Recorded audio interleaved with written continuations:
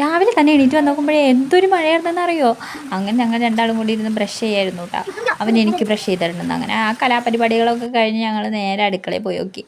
ഞാനിന്ന് ഒരു ഡയറ്റൊക്കെ എടുക്കുക, വല്ല ചാമക്കഞ്ഞിയൊക്കെ കുടിച്ചിരിക്കാമെന്നൊക്കെ വിചാരിച്ചിരിക്കുമ്പോൾ അമ്മ നല്ല അടിപൊളി നൈസ് പത്തിരിയും ചിക്കൻ കറിയൊക്കെ ഉണ്ടാക്കി വെച്ചിരിക്കുന്നു. അത് കണ്ടപ്പോൾ പിന്നെ എൻ്റെ കൺട്രോൾ പോയി. ഞാൻ നേരെ പോയി കുളിച്ച് വേഗം വന്ന് ഞങ്ങളെല്ലാവരും കൂടി ഇരുന്ന് ഫുഡ് അടിച്ചു കേട്ടോ.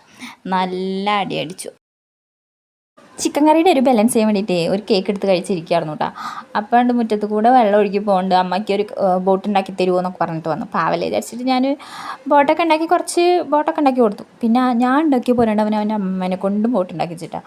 അങ്ങനെ കുറേ ഉണ്ടാക്കിയാലും മതിയാവാണ്ട് കുറേ ബോട്ടായി. എത്ര ഉണ്ടാക്കിയാലും മതിയാവുമല്ലോ. അപ്പം തന്നെ ഉണ്ടാക്കിയത് അപ്പം തന്നെ കൊണ്ടുപോയിട്ട് വെള്ളത്തിലിടാൻ നശിപ്പിക്കുക.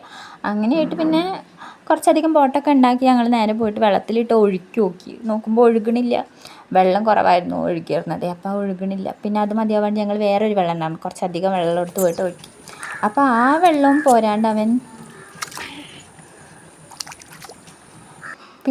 പോരാണ്ട് നേരെ പോയിട്ട് കിണറ്റിലിട്ട് 2 ബോട്ട് എടുത്തിട്ട് അങ്ങനെ ആ പരിപാടികളൊക്കെ കഴിഞ്ഞു. അപ്പോൾ അത്രയുള്ള ഒക്കെ ബൈ ബൈ, സീ യു.